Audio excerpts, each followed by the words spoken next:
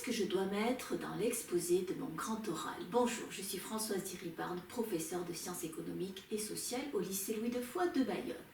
Donc, une fois qu'on a trouvé le thème, notre sujet, la question, le chapitre, les notions, qu'est-ce qu'il faut mettre à l'intérieur de cet exposé?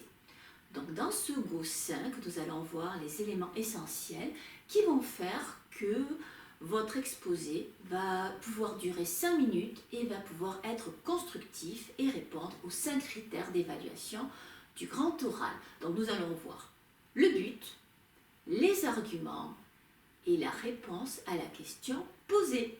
Donc maintenant que vous avez votre question, que vous l'avez énoncée à votre jury, il va falloir dire de quelle façon vous allez le démontrer, c'est-à-dire la thèse que vous allez défendre dans ce sujet, dans cet exposé. Nous allons travailler sur la permaculture et nous allons mettre en avant d'une part que c'est un procédé qui permet d'augmenter les terres cultivées et d'autre part nous allons voir par exemple en quoi cela pourrait résoudre une limite au développement écologique par rapport à la croissance et à l'agriculture de masse. Pour cela, vous allez dire quelle thèse vous allez défendre. Dans cet exposé, je vais défendre l'idée que la permaculture utilise un nouveau procédé de production. Vous faites référence par exemple à une définition de la croissance, des notions de croissance sur les procédés, le progrès technique, l'innovation. Et vous dites, dans un second temps, je défendrai telle idée, ça permet par exemple de limiter les risques écologiques, etc. Donc, vous mettez bien en avant les deux arguments que vous allez défendre. Ensuite, vous allez construire votre premier argument. C'est comme quand on fait une C3. Par contre, comme on est à l'oral, il faut vraiment insister sur les transitions.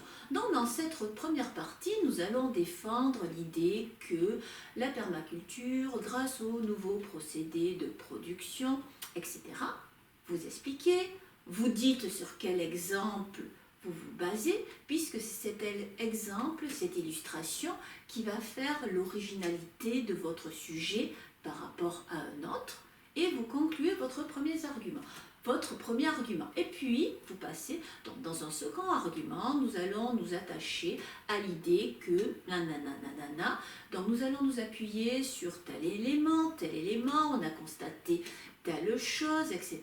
Donc on peut conclure pour ce second élément cela. Donc là, vous construisez bien vos arguments comme vous avez appris à le faire pour le raisonnement argumenté, pour une mobilisation de connaissances, pour une dissertation.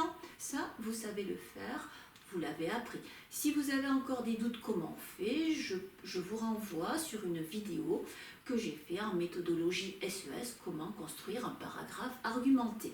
À l'oral, c'est la même chose, sauf que là, on scande notre façon de parler. On va insister, on va démontrer cela, on va l'expliquer comme ça, on a tel argument, telle chose, et on conclut.